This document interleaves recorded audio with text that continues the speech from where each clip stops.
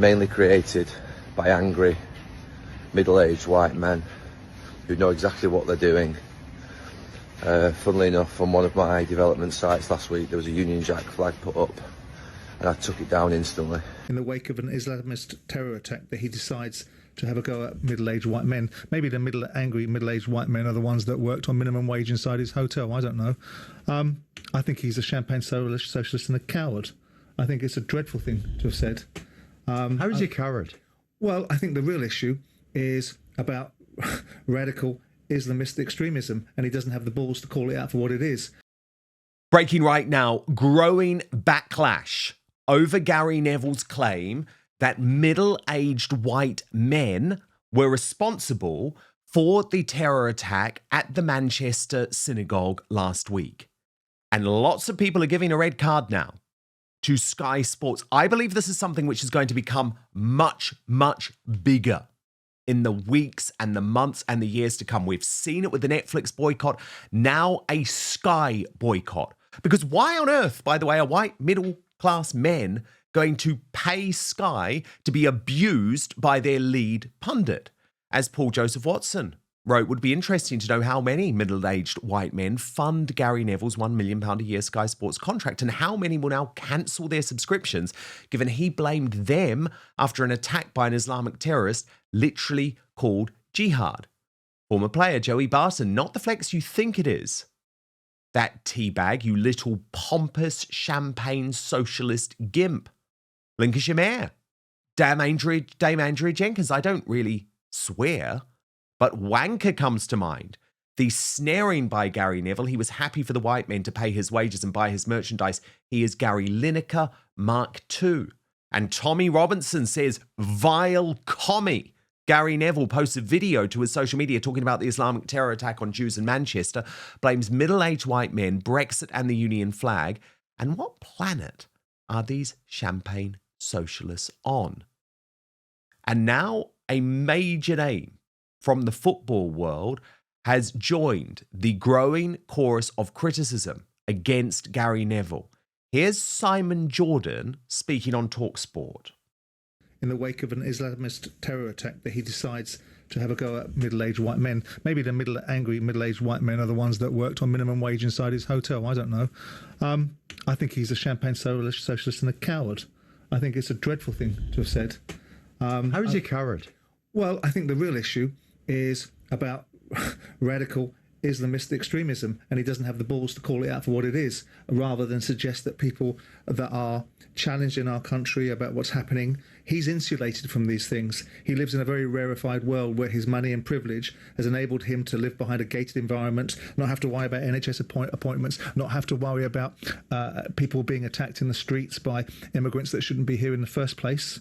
He doesn't have to worry about these things. And so he has the ability to be able to sit there and observe in such a way that insulates himself from it. And I think it's an appalling stance to have taken. He's entitled to his view. He's entitled to a view. We are quite happy to wave every other flag in this country, whether it's Palestinian flags, Ukraine flags, or any other flag that we feel that we're able to wave. But when you're talking about people in this country that have legitimate concerns and want to have a legitimate value set and push back against what they're having forced upon them, for Gary Neville to say what he's just said is the exact embodiment of what I said, which is a champagne socialist, which is insulated from the real world, and a coward, because the real issue is about some of the extremism that's going on in this country. I mean, I find that whole discussion fascinating. Even the fact that TalkSport thinks it's appropriate to use a banner headline, a flag's patriotic or provocative. Think about what you're saying. Think about what you're saying. Of course they're patriotic. You don't even need to have that debate. And the other thing that's very interesting to me, even though I thought he was absolutely brilliant there, Simon Jordan, is he says, okay, Gary Neville is entitled to his opinion. And of course everyone is. And of course we have free speech in this country. But I put it to you that if this was any other form of discrimination, if he was speaking about any other protected group, be it a race, be it a religion, be it even a gender these days, he would be so quickly sacked by woke Sky Sport. They're the wokest company around. But what I see happening every single day in this country is the wide acceptance of anti-white racism. And I am sick of it. I am absolutely sick of it. This is what Neville said, by the way. Here's a reminder. If you're enjoying what we're doing here on Outspoken, please consider joining our thriving community over on Substack, www.outspoken.live. You can sign up completely for free, but Substack is so important to me. It is a free speech platform. It protects me from big tech cancellation. Plus, you get to communicate directly with me. Head on over www.outspoken.live, enter your email address, and sign up today. The division that's being created is absolutely disgusting. Mainly created by angry, middle-aged white men who know exactly what they're doing. Funnily enough, on one of my development sites last week, there was a Union Jack flag put up, and I took it down instantly. Reform UK's chief whip, Lee Anderson, has also weighed in, posting, so Gary Neville is asking why people are now flying the Union flag in their towns. I'll tell you why. People feel threatened and feel they have not been listened to for decades. You had no problem in playing in front of the England flag, and the middle-aged Englishmen you talk about are the same type of men that paid your wages. I believe in free speech, but on this occasion, just shut up. You are completely out of touch and a bit of a hypocrite. And from the Jewish community, and by the way, I completely understand this, there has been a much more furious reaction. I want to show you what Lee Kern had to say. He is the highly regarded Hollywood writer who now campaigns on behalf of Israel and Jewish people. Hey, Gary Neville, I'm a Jew and you're a fucking wanker. I've just seen your video trying to blame the attack on a synagogue in Manchester on middle-aged white men and people putting up the Union Jack flag. You're more than a wanker, you're a humongous fucking wanker. You're the wanker of all wankers. You're the fucking Leonardo da Vinci of wankers, okay? You're the Picasso of twats. It wasn't a middle-aged white man that went into the synagogue and killed people. It was a Muslim. He didn't do it because of division. He did it because he believed in fucking jihad. He murdered them because he's an Islamist, jihadist Muslim. If you're angry at division, speak to the Muslims who believe in that shit. It was a Muslim that came and killed him, not a middle-aged white guy. You're a fucking wanker. Stop avoiding the truth. You want to talk about all unicorns and love, we all love each other. Why the fuck are you so patronising and so racist yourself against Muslim people that you cannot treat them like normal human beings? Well, I have to say, like, seriously, finally someone who's actually expressing the anger that I feel towards Gary Neville, because I believe this guy is a threat to national security and he's an anti-white racist. And why is it acceptable for one form of racism to actually lead to promotions in the woke entertainment industry? I will never know. But to my superstar panel, Kendall Harper-Reyes of Advance UK and Russell Quirk of Reform UK. Russell, look, I mean, I think it's nuts that TalkSport, I mean, by the way, I thought Simon Jordan was brilliant and good on TalkSport for allowing him to actually hit back against Gary Neville. But I think it's even nuts that we have to ask the question, isn't it? Are flags patriotic or provocative? I mean, it's our flag. But first, if you're anything like me, you've spent so much time trying to find the perfect skincare treatments for your face, only to realise you've been neglecting the skin on your neck. But as I've got older, I know that's a massive oversight because the neck is on display all the time, yet lots of folk just treat it as an afterthought in their routine. And I know I'd fallen into that trap. And what's been interesting actually is since starting this campaign with Go Pure, I've spoken to many in our Outspoken audience, many women who tell me that they know the skin on their neck is thinner, more delicate and less oily than facial skin, and they need specialized care, but they just don't know where to get it from. And so I have to say, that is why Go Pure is the answer. It is an absolutely beautiful product. This is the Go Pure Tighten and Lift Neck Cream. And it's transforming the lives and necks of women and some men too, all across the globe. So let me tell you about this gorgeous product because I saw a noticeable difference within just weeks. Oh, and by the way, Outspoken viewers and listeners get 25% off GoPure if you use the code DAN. That's DAN at checkout today. So just head to gopure.com/Dan, use code DAN, and you're all set. But what's so amazing about GoPure is that its proprietary firming complex is actually designed to visibly firm and smooth the skin on your neck and chest in as little as 4 to 8 weeks. In a consumer study, 100% of users said their skin looked more supple, 97% noticed a firmer appearance. Indeed, GoPure's full line of science-backed skin and body care have delivered for over 100,000 real women with real results. It's dermatologist recommended, cruelty-free, plus with over 1 million jars sold, I don't think you can say this is a beauty secret anymore, right? Because it's not a secret, if you get what I'm saying. So, tighten, lift, and restore elasticity in your neck because your skincare routine shouldn't stop at your jawline. And for that limited time, Outspoken viewers and listeners get 25% off GoPure using the code DAN, D-A-N, at checkout. Just head to gopure.com/Dan, use the code DAN, and you are all set. Quick favor too, after you buy, when they ask you where you heard about GoPure, make sure you tell them it was after watching Outspoken. But now, back to the show. What a wonderful narrative of wankerism that was. That was absolutely superb. Yes, I was clapping and smiling. Very, very apt. Let's tell this how it is, Dan, shall we? You talked about blood on hands earlier on and how the left-leaning mainstream media, and let's be honest, the majority, no matter what you hear, the majority are left-leaning. So, newspaper journalists, newspaper editors, producers, presenters. So whether it's the likes of ITV or Sky, Channel 4, obviously the BBC, the Mirror, the FT, the Independent, and so on and so on. They talk about, as Gary Neville has ridiculously just done, that the blood on the hands is on the hands of people like Kate Garraway, Gary Neville, James O'Brien, David Yelland, and so on, because they are the ones that are the apologists for what is happening in this country now, where it's not just that we're letting people in, it's that we're making excuses. We are apologizing for the extremism that we're seeing in generally the Muslim community. And we are obfuscating to such a point that it's making excuses for those dastardly, horrible, hideous, horrendous deeds.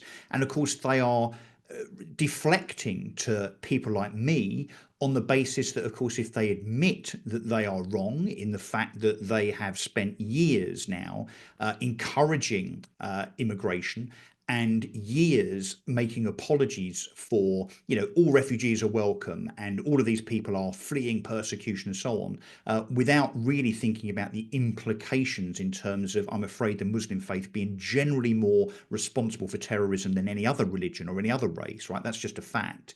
They can't admit that they were wrong, so therefore they have to carry on the apology, carry on the obfuscation, because of course otherwise they have to admit that those decades of being woke, being overtly liberal, no borders and so on, as a consequence, if they're wrong, then the blood is indeed on their hands. And my suggestion, Dan, is that the blood of these murders and what's happening here, while these idiots, while these yogurt knitting hemp munchers continue as they are to make excuses.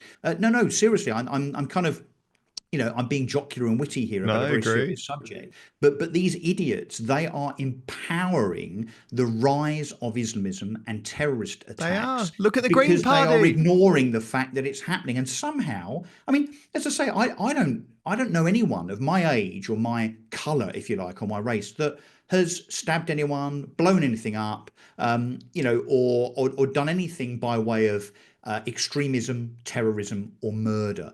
How dare Gary Neville? And what is it about Gary's in sport, by the way? I mean, maybe these footballers have headed the ball a little bit too much in their careers, and as a consequence, they're dumb as fuck, basically.